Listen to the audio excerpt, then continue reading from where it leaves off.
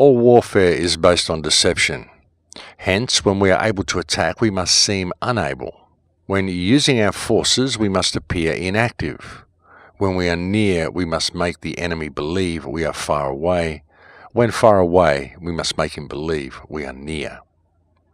And this week's opening quote comes from Sun Tzu and was taken from The Art of War. Welcome to Surviving the Matrix, ladies and gentlemen. My name is Maxwell Igan. It's a pleasure to be with you once again, and I will be your host for the next hour. Now, you might ask yourself why I would use such a quote to open the show, and the reason is that mankind is already at war. The issue is that many people can't see it because the war that has been waged against them is a silent war.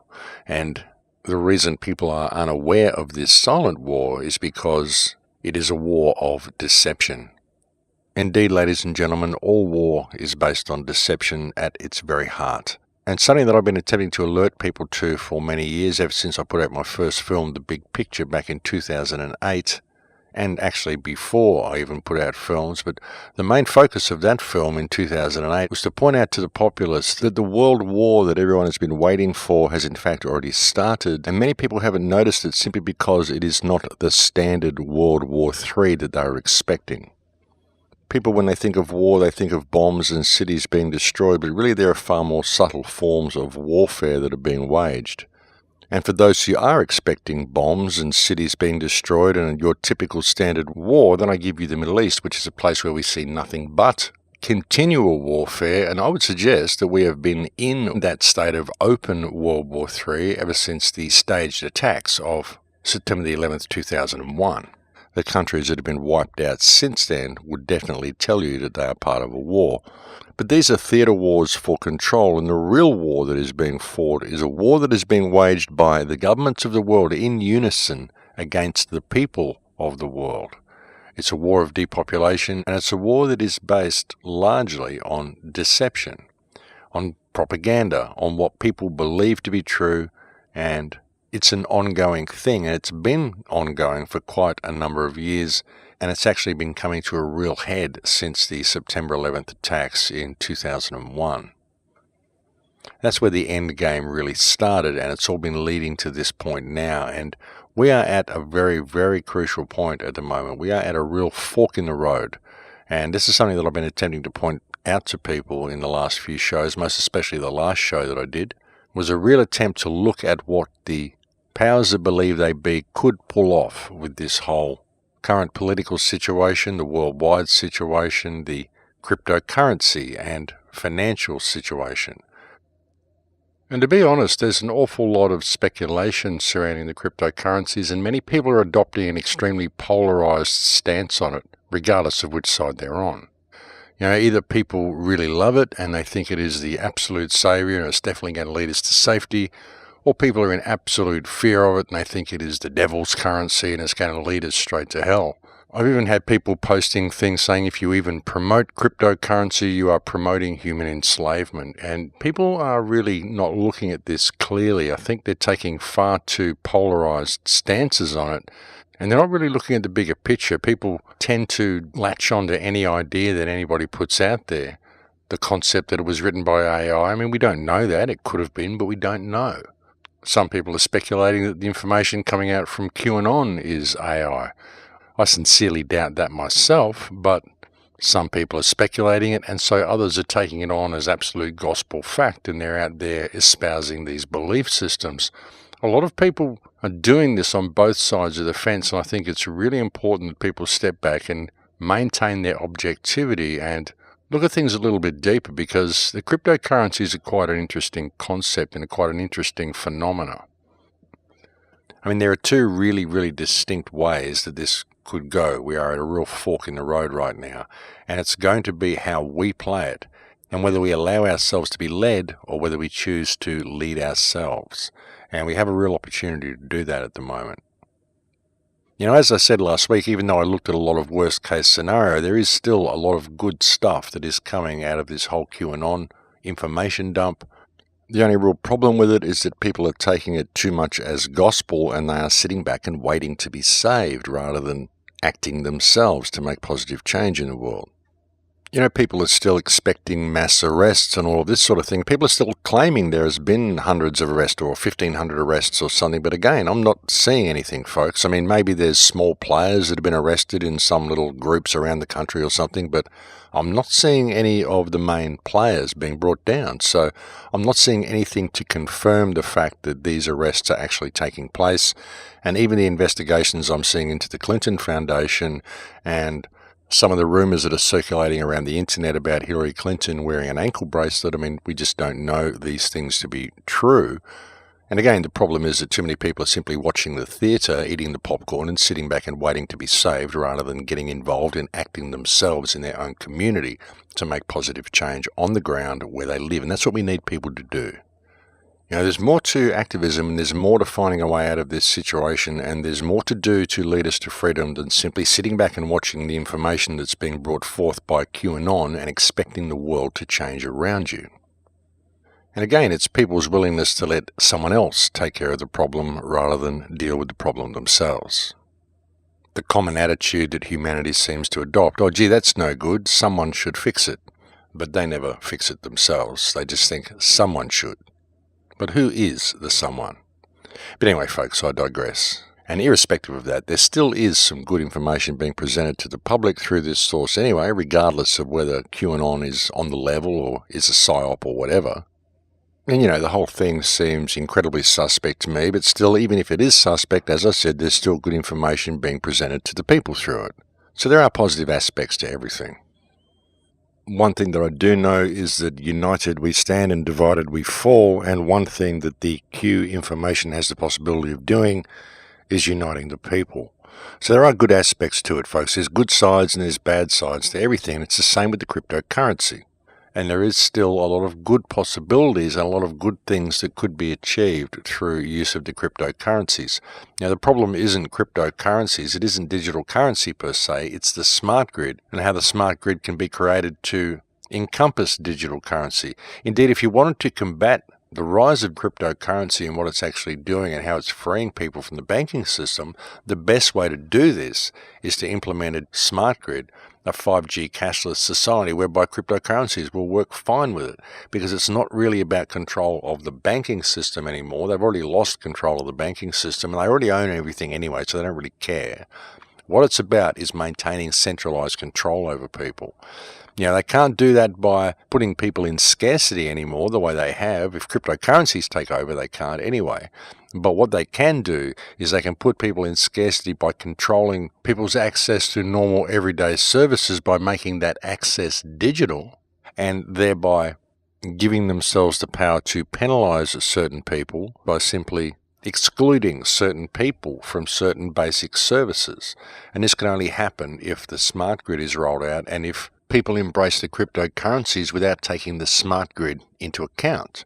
Because that's the thing, that's how they put you in scarcity. They simply lock you out of certain services if you don't comply with government regulations. And it doesn't matter how many bitcoins you've got, it doesn't matter how much cryptocurrency you have in the bank. If you go to buy a plane ticket and you're not qualified for that plane ticket because the machine said so, then the machine said so. And that's it. That's what you do. The machine said so, so the machine said so. Who do you appeal to? The machine. And the machine will say, well, the machine said so, because that's the way it is. So in that sort of a situation, it doesn't matter how much Bitcoin you have, if you aren't able to spend it on anything because you're not qualified for certain services due to your political opinions or whatever, or the things you've been posting on Facebook or whatever reason they want. See, that's the way they can do it, and that's what the smart grid is, and that's the danger of the smart grid. And that's what they are attempting to do with this whole rise of cryptocurrencies. The cryptocurrencies and the blockchain makes it necessary for them to create something like the smart grid in order to maintain control. So you've got to ask yourself, is this the way it should be going? Is this an organic thing, or has this been created to lead us into this direction? There are good aspects to it and there are bad aspects to it. It's just how we play it and whether we notice where we can be led and whether we actually decide to take control of the situation and, as I said, lead ourselves. You see, that's the thing. Ultimately, it comes down to us. It always comes down to us. It comes down to whether we choose to support the direction they wish to take it, or whether we wish to take it in our own direction. The problem is that too many people, when looking at this whole situation, they're too polarized in their thinking of it.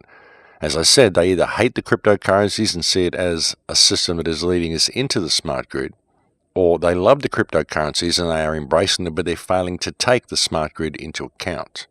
I mean, maybe some people are taking the smart grid into account. I mean, I am making sweeping generalized statements here with this, as you have to do when dealing with the world situation, folks, when dealing with what the public thinks about anyway. I mean, I don't know what every section of the public is thinking, but generally speaking, looking at this whole worldwide situation, there aren't too many people that I can find anywhere that are taking both sides of the coin into account and looking at it open-mindedly enough. The cryptocurrencies are decentralized. The cryptocurrencies, if used correctly, could indeed lead us away from this central control system. As I've said, it's just that the central control system is adapting itself to fit the cryptocurrencies by rolling out the smart grid, because the smart grid will work with any currency that is digital.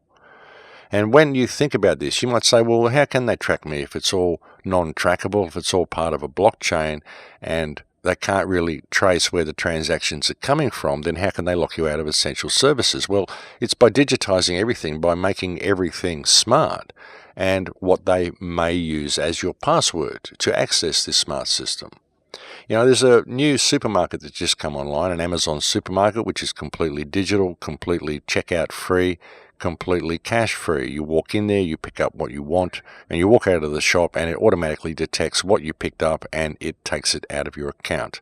This has come online last Monday, the first Amazon store to do this. So this is the system. Now, they'd be doing that at the moment using your card or your magnetic strip in your card anyway. I think they may even be promoting that you do it with your phone. I mean, of course, they want you to be using your mobile phone for everything. Some people may want to get it done via microchips in their body or whatever, but they don't even need to do that because they can do it off your bioacoustic resonance.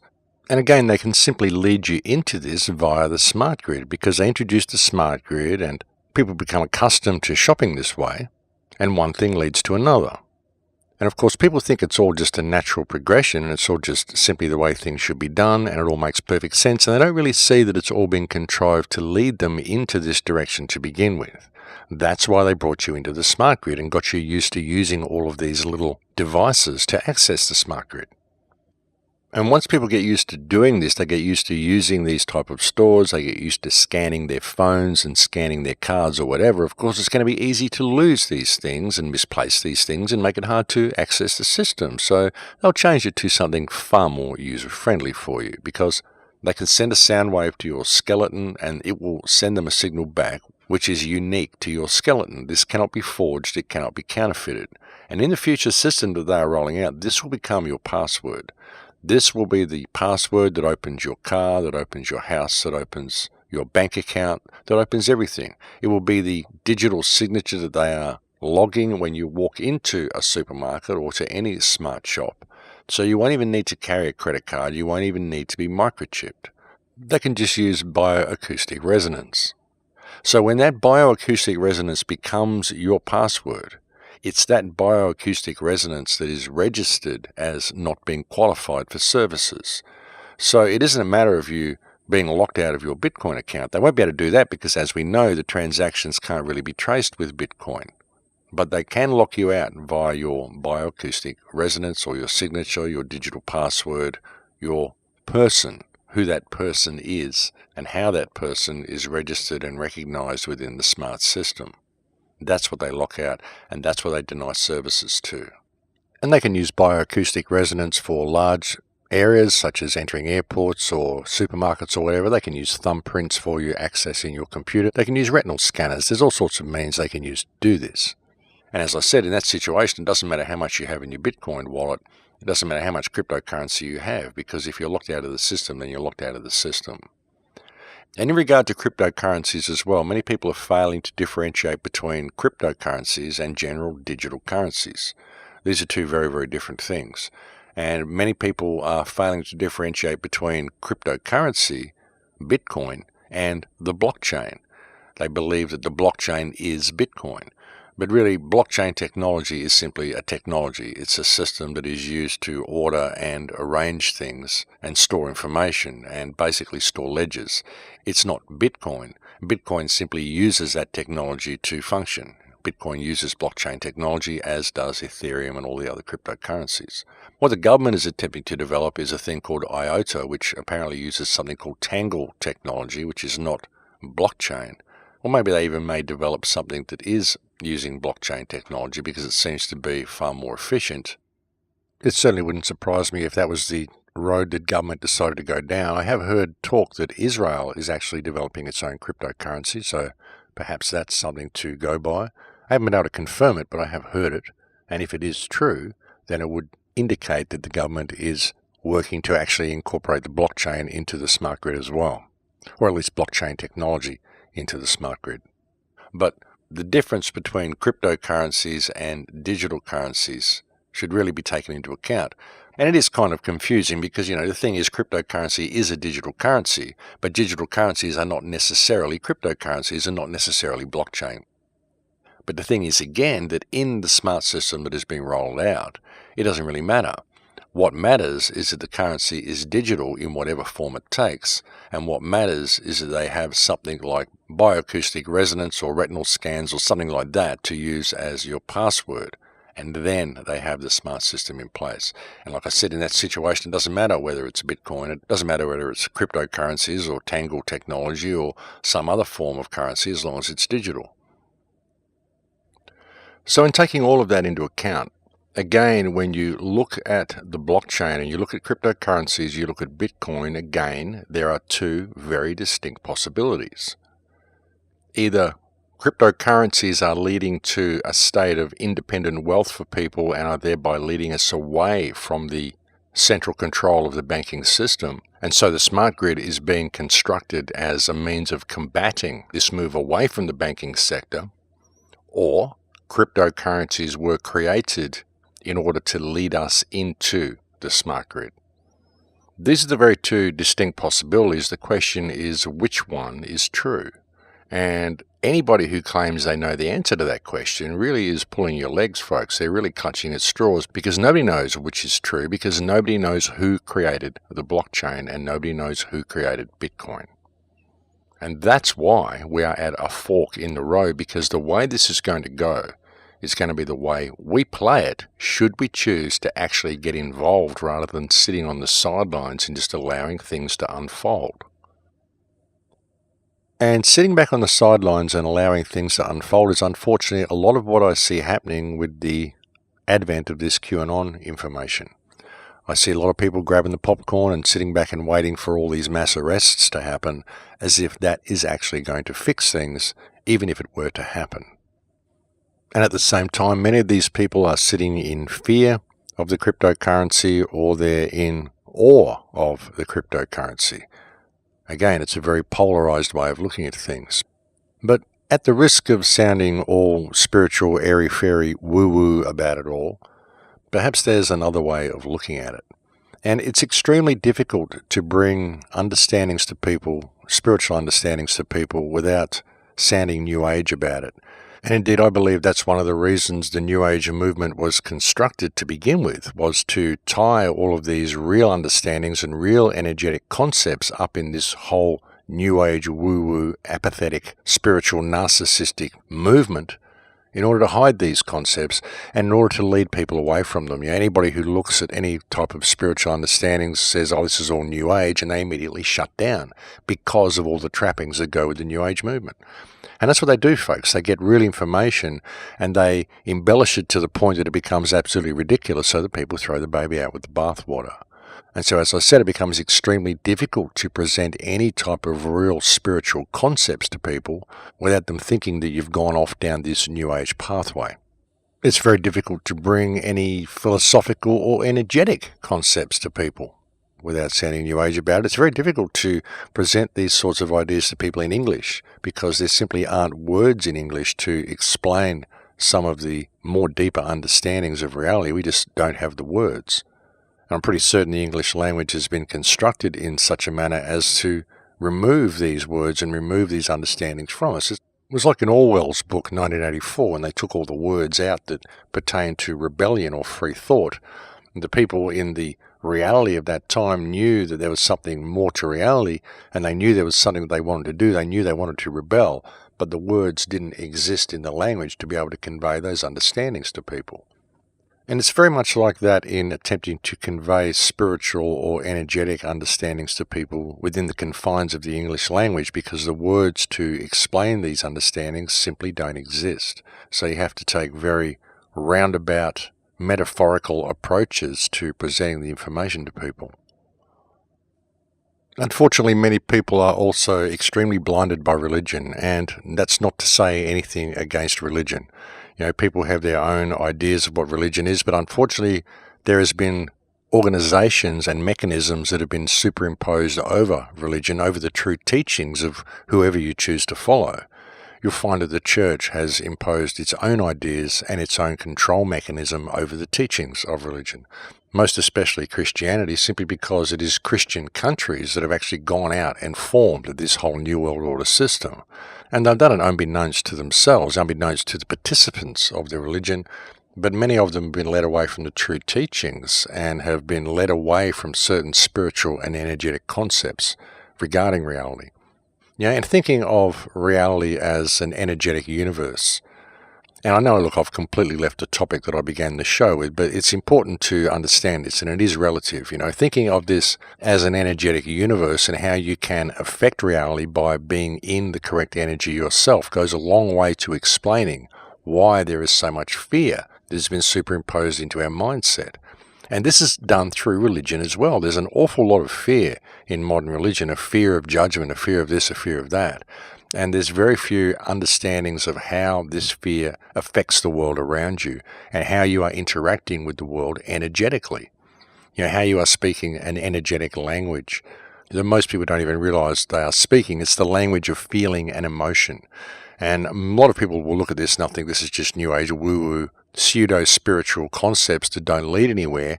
And a lot of people, religious people, will actually be offended by such statements, but they shouldn't be, because they really should look at the teachings of what their masters were saying, look at the teachings of what Christ was saying. He talked a lot about the feeling that you are in and the state of mind that you are in, and this state of mind that you're in creates an energetic expression, an energetic signature that is picked up by reality around you.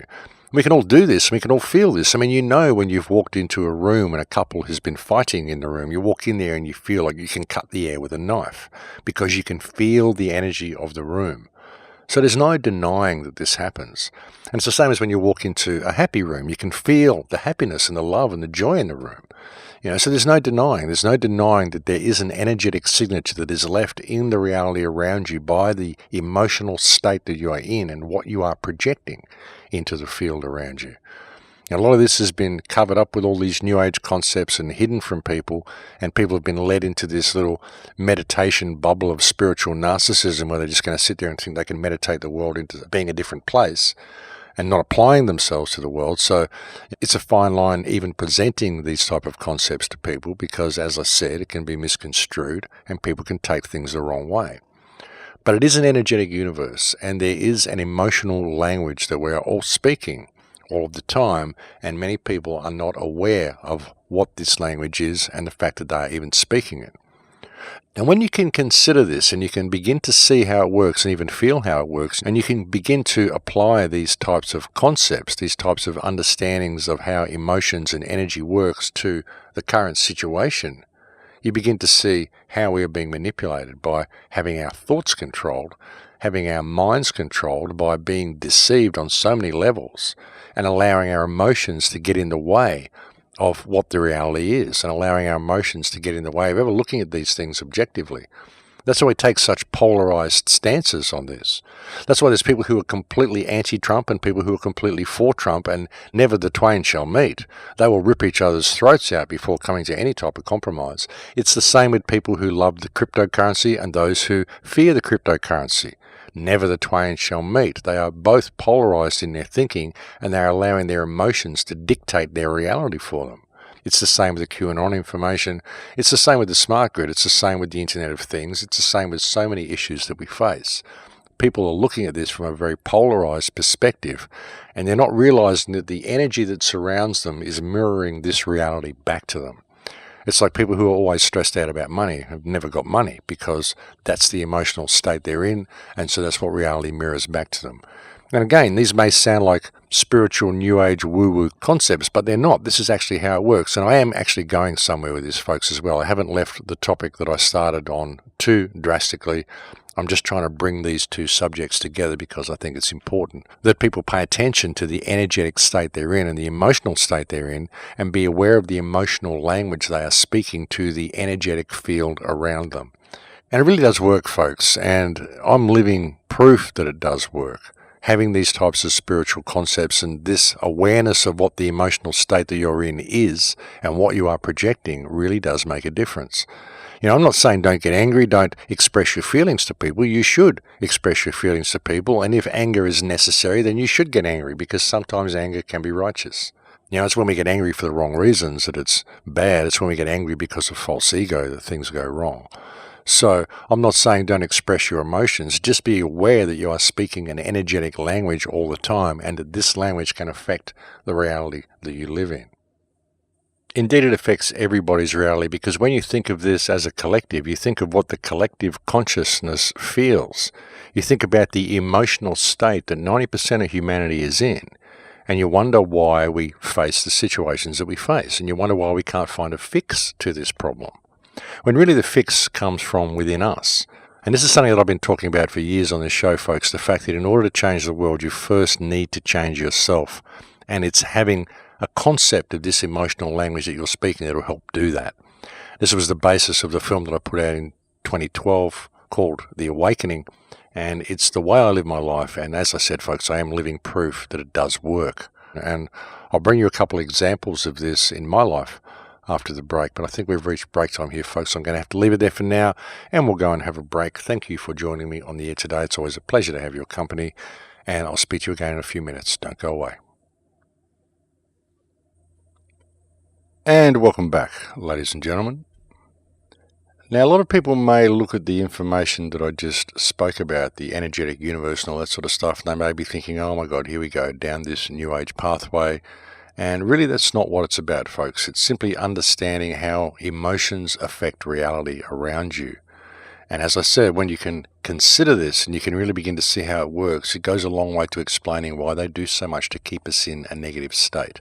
Why the news is always negative. They give you a little feel-good story here and there, always something light and fluffy, but never anything that empowers you. And all of the information is designed to keep you in fear and to keep you unsure of yourself.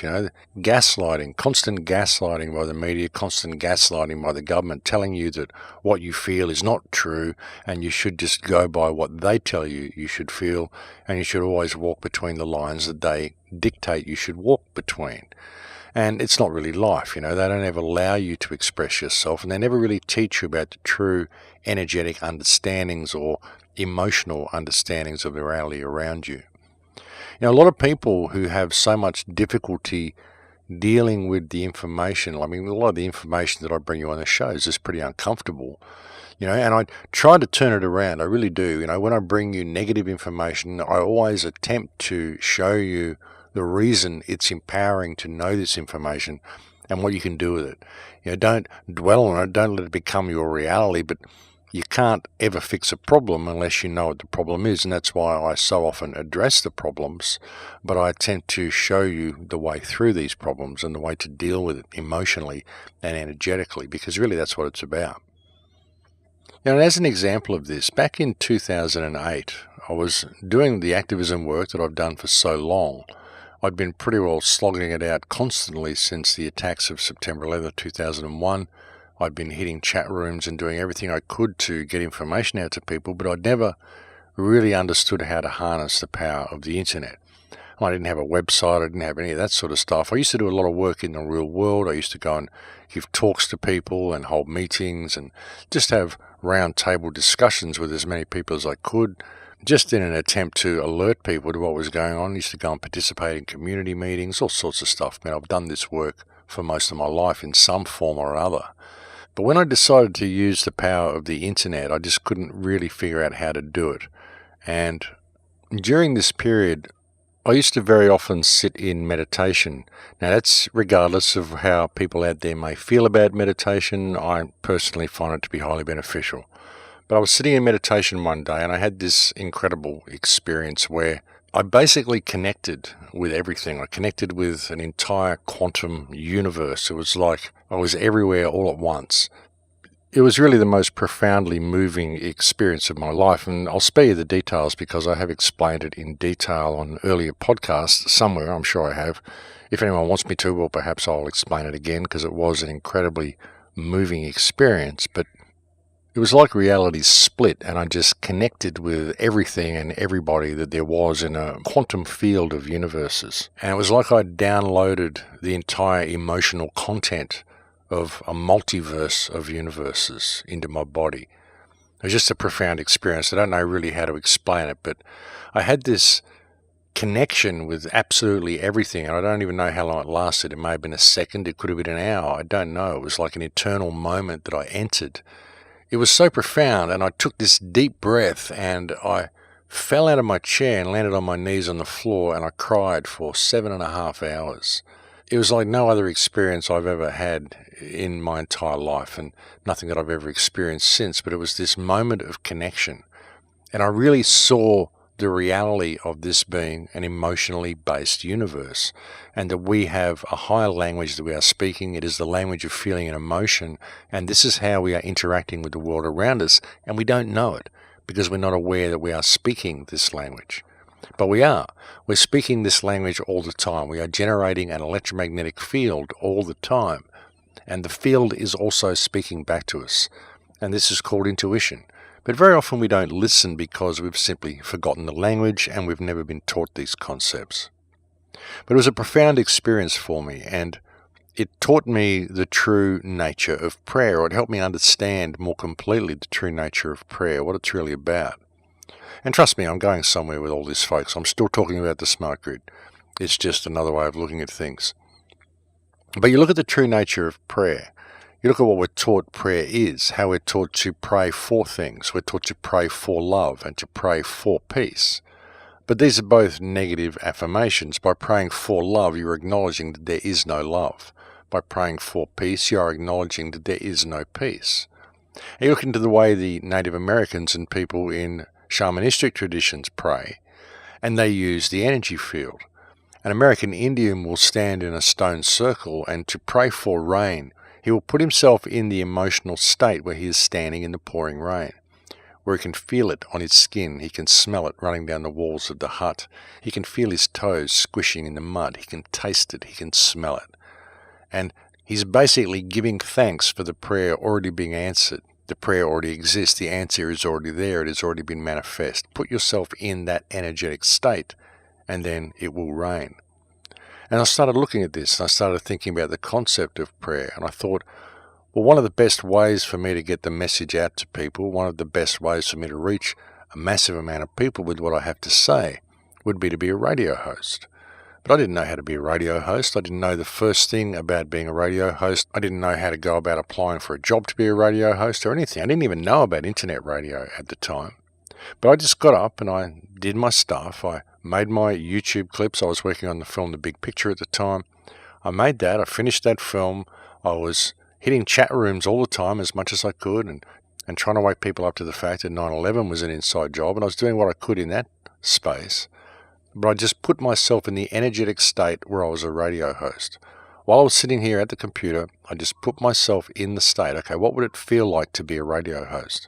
So I put myself in that energy. It wasn't that I was pretending I was a radio host. I didn't get up and say, hey, I'm a radio host, and pretend to do all this stuff that I wasn't doing. It wasn't anything like that. I just imagined what it would feel like to be a radio host, and I put myself in that energy and went about my life as I normally do.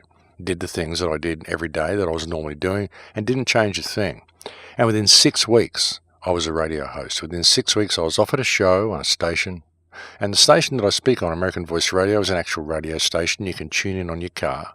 It's got a footprint that goes right out across the United States, so it has a potentially very large audience, and it's an actual radio station. It's not just online radio. And I did nothing to secure that position. I made no attempt to become a radio host in any way, shape or form. It just simply came and dropped in my lap, and suddenly I was a radio host. It took 6 weeks. 6 weeks of simply understanding how that energy works and putting myself into that energetic state with absolutely no stake in the outcome. If it didn't happen, it didn't happen. If it didn't work, it didn't work. Whatever I'm doing, whatever path I'm on, I have absolutely no stake in the outcome, because this is all a temporary journey anyway. And we're given all of these parameters and stakes we should measure ourselves to, and we have a stake in the outcome of all this stuff. What for? What for? It's going to be over in a minute. You're only here for a little while. Why do you need to build this huge pile of junk to sit on and waste your life doing it? What, so you can just sit at the top of the pile and say, here I am at my big pile of stuff. Look how clever I am. But you missed out on being you. You missed out on the emotional journey of being you.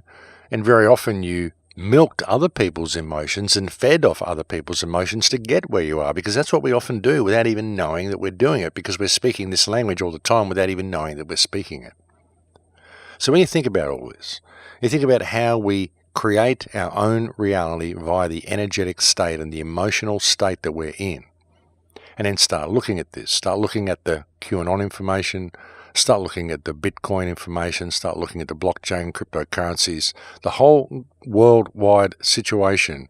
What's available to us now and where we could go if we use the tools that are available to us from the correct emotional state, and take advantage of all the opportunities that all of these tools provide, whether or not they have bad points to them.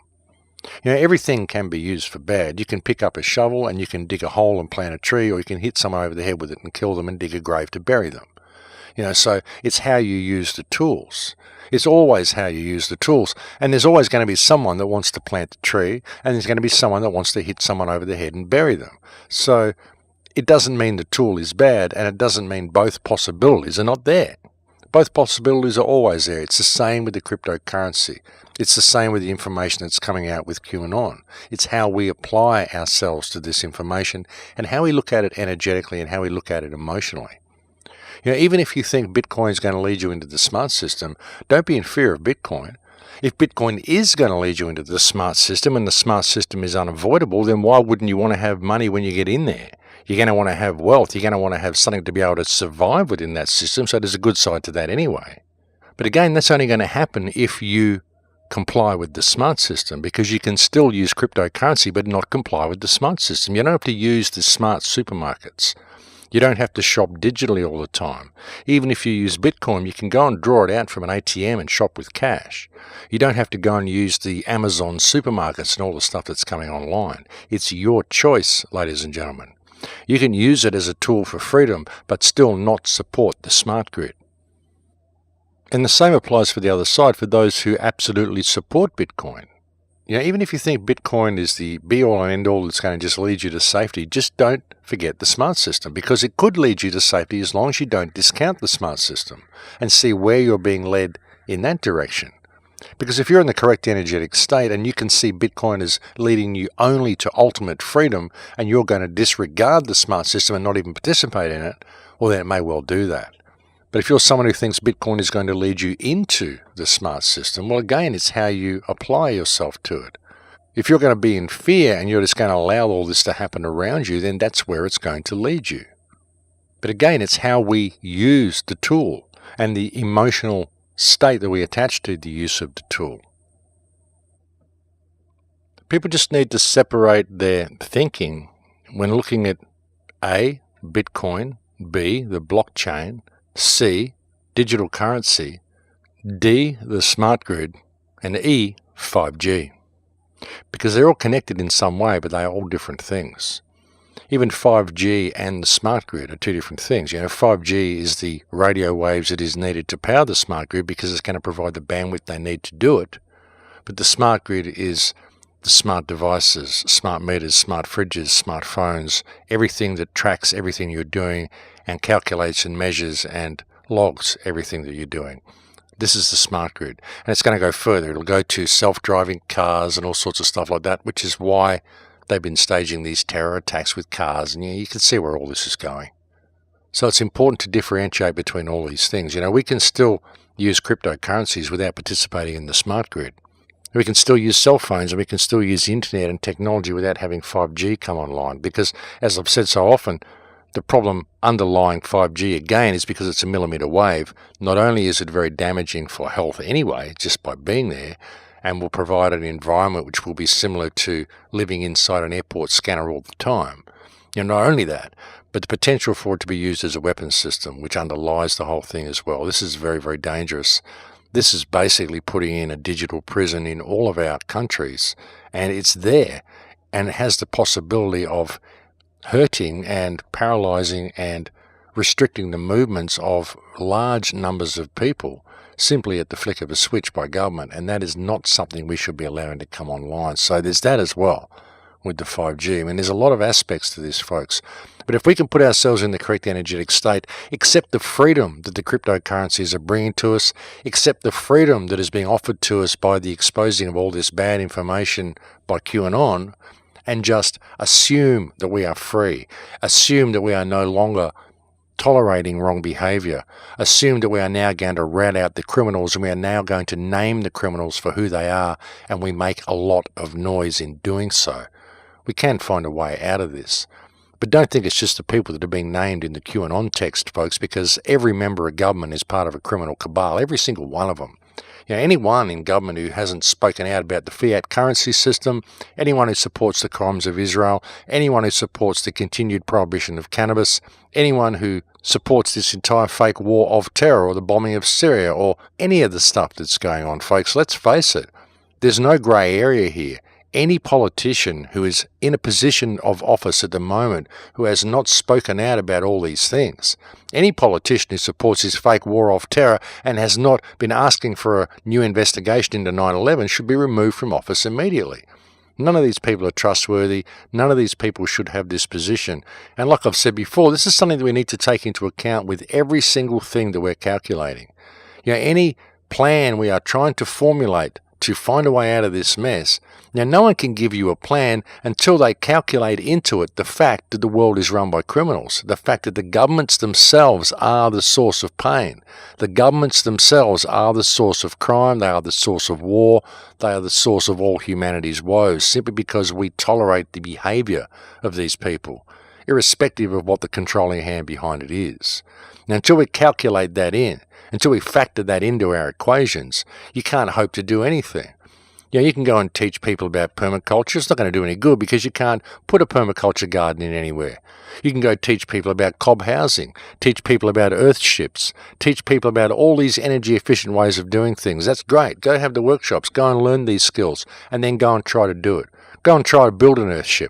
Go and try to build a cob house. Go and try to build any of these things that are energy efficient or change the system or go against the system in any way, and you'll find that you will not be allowed to do it. So what is the point of learning the skill?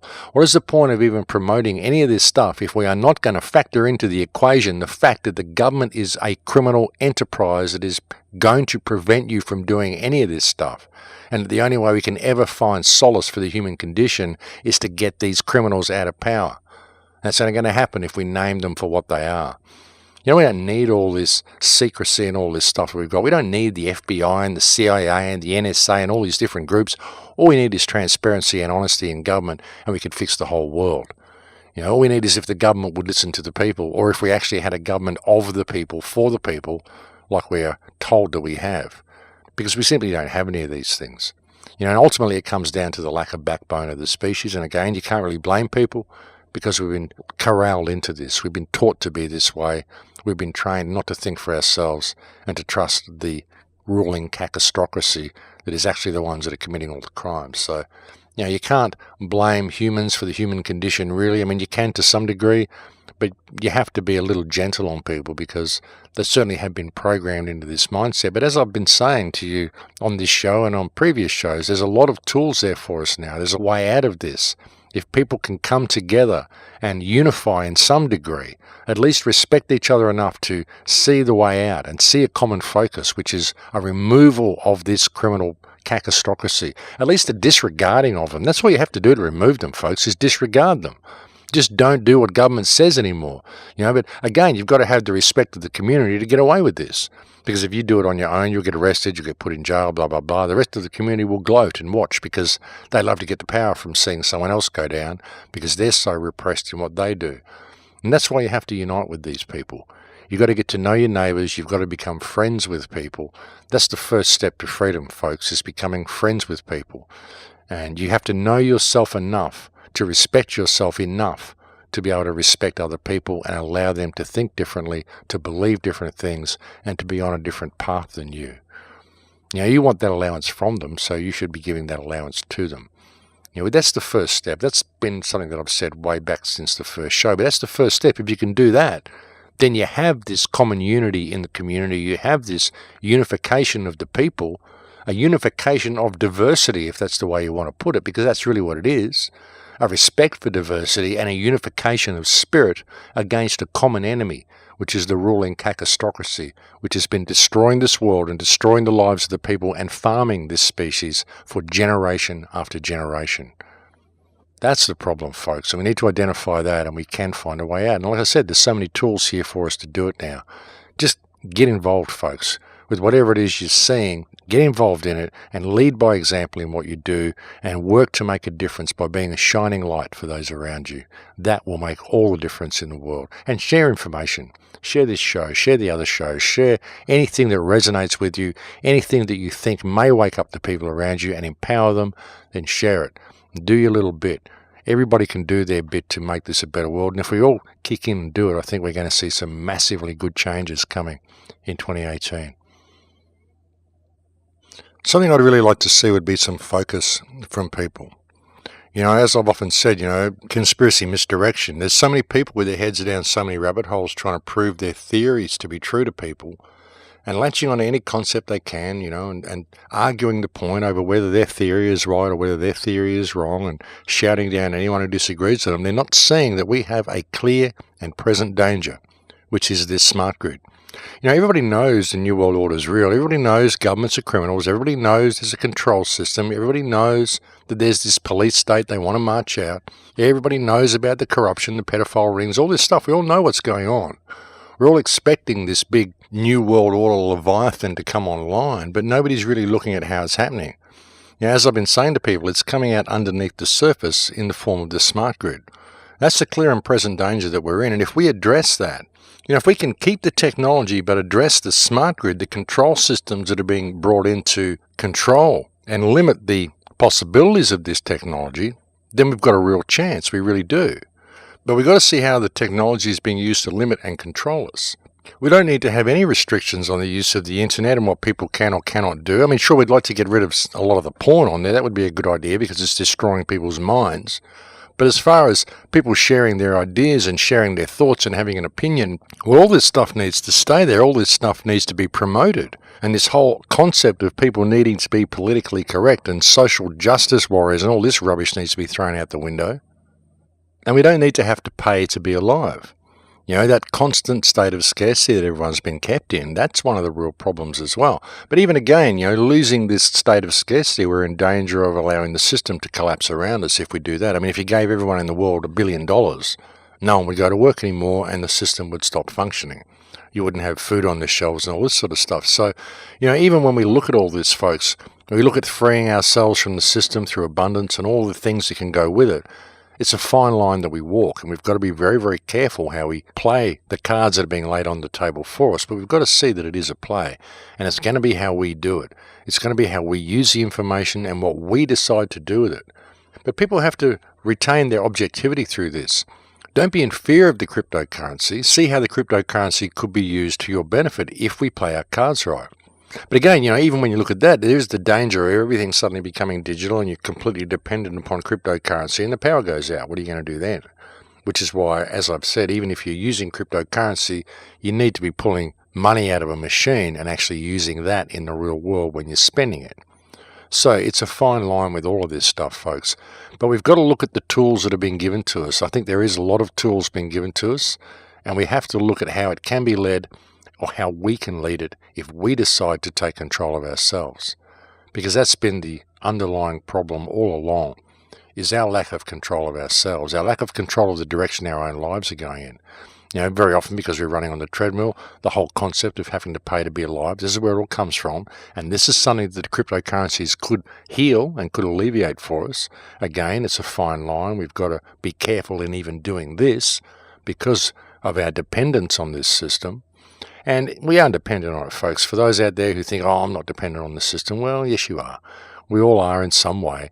There isn't anybody who is so free that they are not dependent upon this system in some way, shape or form. Not unless they're living in some little isolated community somewhere and they're completely self-sufficient and they've got an electrical generator and all that sort of stuff, their own fresh water, all that sort of stuff, which everybody cannot do.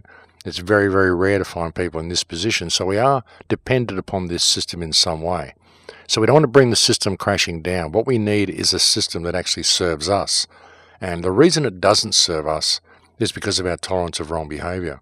The reason it doesn't serve us is because we simply allow the world to be run by criminals and we just go along with it. And we allow ourselves to be corralled. We allow ourselves to be farmed. We allow ourselves to be coerced into having to pay to be alive. That's a big part of the problem, folks. But being aware of this can solve the problem. And seeing the importance of uniting with your community, can't you see how simple this would be? Imagine if all the people suddenly respected each other and thought, hey, we're not going to do this anymore. We've actually got some great ideas. We've got all these permaculture ideas and all these cob houses and all these earthships and all these things we want to do, and we're just going to do it. And if the government tells us we can't, then we're going to sack the government and we're going to put more responsible managers of infrastructure in there, because that is what government is supposed to do. They're supposed to manage the infrastructure that we wish to create. But we are the ones who need to have the say in what that infrastructure is.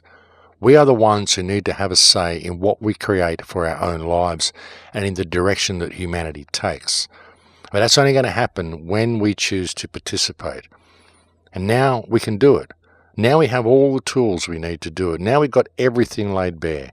We've even got a cryptocurrency outside the banking system we can use to build this new world if we want to do it. And we can use the cryptocurrency and build the new world without being led into the new world order that they want to lead us into. We can use cryptocurrencies. We can use digital currencies without using a digital grid, without using a smart grid. We can go in both directions, but we can choose which direction that we're going, and ultimately it all comes up to us. So step back and look at things. Put things on a worldwide stage. Put things in perspective and see what can be used, see how it can be used against us, and see how it can be used to benefit us as well, if we are the ones that are wielding the technology and we are the ones that are in control of our own lives. That's the thing, folks. Don't let other people make the decisions. Make these decisions for yourself. But step back, get out of the fear, and look at things with a clear, open mind. I think you'll see some pretty amazing stuff is possible right now. There's some pretty amazing pathways that are opening up for us. Well, folks, we've reached that time again where it's the end of the show. It seems to have come around quite quickly for me today, but here we are. Again, I'll be speaking at Acapulco next month. I believe that is sold out. So if you haven't got your ticket for Acapulco, then I'm sorry, folks, but there's not much I can do to help you there. I've actually had a lot of people contacting me, asking me if I can get them tickets, but I really don't have any control over it. So that's just the way it goes, and I'll look forward to seeing those who can make it at the event in Mexico in February. After that, I will be speaking at the Open Mind event in Ireland, and I'm really looking forward to doing that one. That is on the 3rd to 5th of March, I believe, and that's at Dooley's Hotel in Waterford, Ireland. And it is confirmed that I'm going to be speaking at AV9 in May. That's Ian Crane's AV9. I don't have a banner up on the website for that yet. I don't have any confirmed dates for that yet, but I'll get something up on the website as soon as the information becomes available to me. I will also get banners up there for Regeneration in LA, which will be happening sometime around late May or June. And I'll get banners up there for any Cambo workshops and other things that I'll be doing, folks. A lot of people have been asking me for dates on these things, and I simply don't have them yet. I've just been told they're happening, but as we get closer to the events, I'll make sure I get banners up on the website for you. But at the moment, it's Acapulco in February, the Open Mind Conference in March, AV9 in May, and Regeneration in May or June, and Cambo workshops in Hawaii from June 4th through to about June 22nd, and I'll get a banner up for that as soon as one becomes available as well. But that's it for me, folks. Thank you to all those who continue to support the website. Thank you to all of my Patreon supporters. Again, you people are the ones who keep the show on the air. You are the ones that keep the information flowing, and I cannot thank you enough for that and for giving me the help that you have in getting this information out to the world, because I think it's important that people do get this message. And thank you for believing in the message as much as I do and helping to get the message out to people. But that's it for me, folks. I'll look forward to speaking to you again next week. Please take very good care until then. In Lakesh.